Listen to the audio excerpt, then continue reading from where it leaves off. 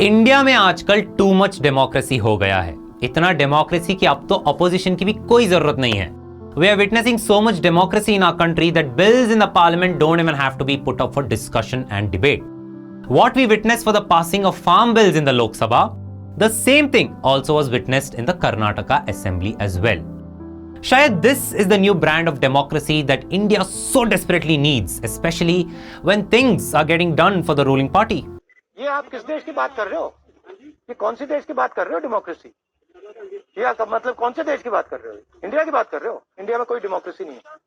Democracy India में ये मतलब आपके इमेजिनेशन में हो सकती है, मगर रियलिटी में है नहीं। On a related topic, मानता हूं कि सारे देश भर में इंसानों का राइट टू फूड तो दबाया ही जा रहा है, मगर इन बेचारे जानवरों की क्या ही गलती थी। इनको थोड़ी ना मालूम है कि हमारे देश में गाय के नाम पर जान भी चली जाती है। Therefore, let's talk about a subtopic of a wider issue, that is the Karnataka's new anti-cow slaughter bill of 2020. My name is Amir and you are watching The Upfront.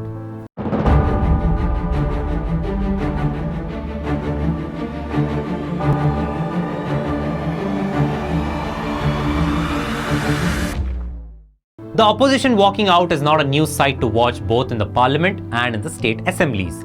Amid steamy protests from the opposition comprising of Janata Dal and Congress, the BJP-led Yediyurappa government in early December passed the controversial stringent Karnataka Prevention of Slaughter and Preservation of Cattle Bill 2020. It was presented in the assembly in a bid to put a blanket ban on all kinds of cattle slaughter by recommending strict punishments to the violators. However, the new bill is basically just a revised version of the same law passed by the BJP back when it was in power in 2010. But the Congress-led Siddaramaiah government later in 2013 had reverted to the less strict Act of 1964.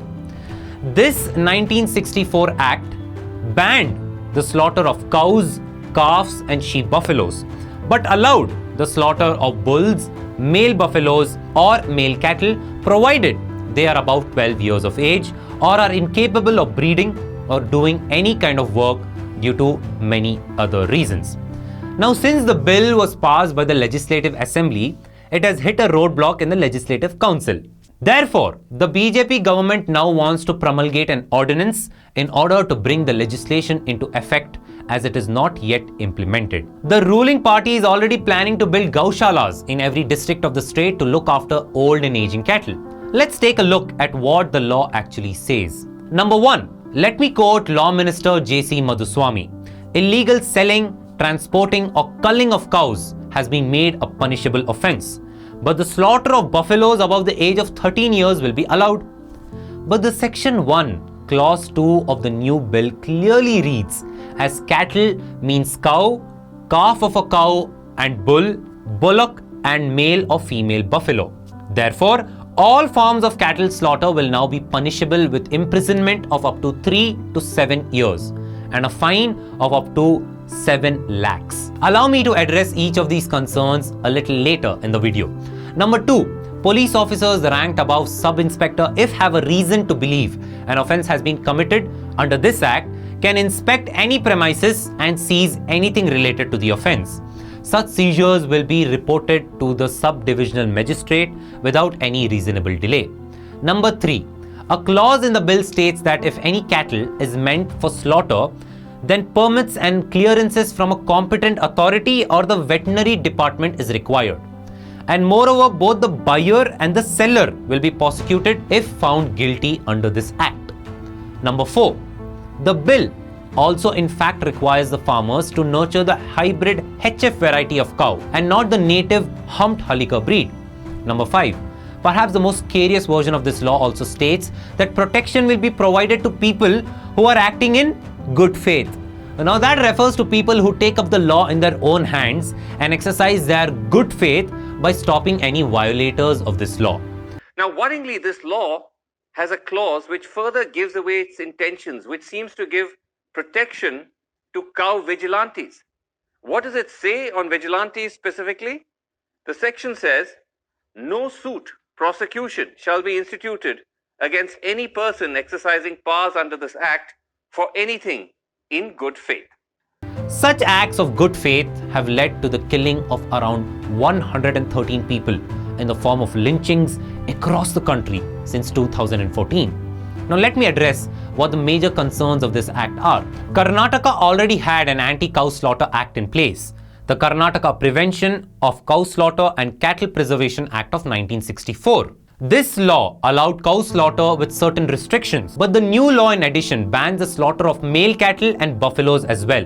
Along with this, the new act also empowers officials to undertake seizures of vehicles involved in the transportation of cattle meant for slaughter. Now, there is a sense of fear that police officials will have the impunity to inspect dairy premises and harass farmers, thereby creating a fear psychosis among the farmers. Also, many farmers may either substitute their bulls to tractors and also may eventually abandon their aged and unproductive cattle to fend for themselves, which would lead to another problem, the issue of stray cows. Many instances have come forth of stray and abandoned cattle causing damage to the crops. P. Sainath, a noted journalist and an expert in Indian agriculture, has rightly stated that many farmers and people will now find it difficult to sell their cattle as they can be attacked and killed by vigilantes, or even if they end up selling it, the prices are far too low. So several cattle owners abandon their cattle or just allow them to die. If not this, then they are forced to house the cattle, look after it even when they cannot afford it. Also now, permits and clearances are required from the veterinary department. Don't you think that the ruling BJP party, which boasts that it has transformed Karnataka into a state for the most ease in doing business by removing license Raj, is in fact actually putting more licenses in place, thereby forcing the poor farmers to run from pillar to post. Also, it is highly impossible for the farmers now to nurture the hybrid HF variety of cattle, as they are not as agile as the native species. They also require a lot of maintenance, and after a period of time, they are of no use to the farmers. Now, since dairy industry is a highly capitalized industry and is controlled by powerful cooperative societies which use only crossbred varieties in dairying activities, naturally, when importance is laid on a hybrid variety of cattle, then it eventually fastens the reduction of the native humped Hallikar breed. Furthermore, the Act clearly provides that both the seller and the buyer will be prosecuted under this law if are found guilty. But the real question arises as to how can the farmers know for sure that the cattle which is sold by them is not being diverted to slaughterhouses? Now let me give you some food for thought. We are witnessing an unprecedented age of protests, dissent, and of course, too much democracy. When farmers have been protesting in Delhi against new anti-farmer bills, then the question arises, why are farmers from Karnataka so silent when such a new, similar anti-farmer bill has been passed in the state? Why are farmers choosing to substitute their bullocks to tractors or completely abandoning them without raising their collective voice against this new bill? Well, take a step back and think as to what can be the logic behind this illogical response. It is none other than deep-rooted Brahmanism. Caste and Brahmanic ideology and rules as they exist today define every aspect of cattle production cycle. Therefore, even today, when a cow dies, its carcass becomes untouchable and the lower caste Dalits are expected to carry out its disposal. This shows the high number of Dalits involved in post-slaughter activities such as processing hides, skin and meat, but also shows the absence of dominant caste workers in beef and leather industries. 70% of cattle in India is owned by marginal, small, middle-level farmers predominantly belonging to OBC castes. Therefore, due to generations of stigma attached to beef, Brahmanism has in fact made the cattle owner to be in total denial that the value of cattle is in fact dependent on its resale value after a period of time when the animal becomes unproductive. Let me give you another food for thought. Karnataka's Deputy Chief Minister Ashwath Narayan said that cow vigilantes will now have scope to work under this new law. This has raised fears that violent cow vigilantism will now be legitimized. अब जब India में lynchings the new normal बन ही चुका है, तो फिर पहले ये lynchings करेंगे, फिर हमारे मंत्री लोग इनके सपोर्ट में आएंगे और फिर इन विजिलेंटी ग्रुप्स के समर्थन में कानून भी निकालेंगे। आप थोड़ा क्रोनोलॉजी समझिएगा। अब जब कर्नाटका में लॉ पास ही हो चुका है तो गोवा को क्या दिक्कत हो रही है भाई? The neighbouring state of Goa led by the BJP government is now facing a shortage of beef as a majority of Goa's tourism runs on food, especially during this Christmas and New Year season. Goa's Chief Minister Pramod Sawant says that they are finding an alternative legal route to ensure safe passage of beef into the state. Many restaurant owners and meat traders will now have to bear the brunt of this ban. और उस पर कितने रोजगारों को effect होगा, रोजगार बंद होंगे, जैसे होटल्स है और गोश्त के कारोबार हैं, बीफ के कारोबार हैं, कोल्ड स्टोरेज है, इसका जिम्मेदारी कौन लेगा? क्या एनिमल हस्बेंड्री का मिनिस्टर जिम्मेदारी लेगा? कुछ ना कुछ सोच कर ये बिल बनाना चाहिए। किसी का फायदा होता है, किसी का नुकसान।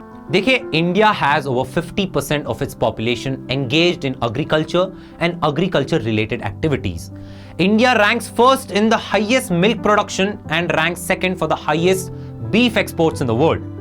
Many sections of the society, along with Dalits, Adivasis, Christians, and Muslims, and even many other sections of the society, are beef-eating citizens. Every Indian citizen has a fundamental right to food in this country. The restrictions we are seeing over this right to food shows as to which way our country is heading towards. Worshipping cow is not the problem. In fact, cow is the most centrally important and the most vital animal for the Indian economy. But the real friction arises when ground reality is ignored, when ground facts are ignored, and that cow worship is given more importance, and when emotions are allowed to overtake science and logic. This is just pure Hindutva hate politics, divisive politics being played out. There is no interest for the cow. Okay. There is no interest for the agricultural sector. There is no benefit for the farmer. Okay. Actually, farmers are going to suffer. So this is pure hate politics. And you know what? The biggest exporters of beef in this country are Mr. Modi and Mr. Shah supporters. When cow slaughter and cow protection are equated with cow slaughter bans, then farmers who shall lose their means of livelihood and if are alive to tell you their tale will surely tell you in the future as to how detrimental and harmful this law was for them in the long run. And when such impractical anti-farmer laws are passed in the parliament, one, without any debate and discussion, and two, without taking into question the welfare of the farmers, and passed solely to polarize people, तब तो फिर किसानों की आत्महत्या lynchings की तरह हमारे देश में भी नॉर्मल हो जाएगी। शायद नॉर्मल ऑलरेडी हो चुका है। If you like the content which we provide, subscribe to our channel and don't forget to hit the bell icon to get notifications from the upfront.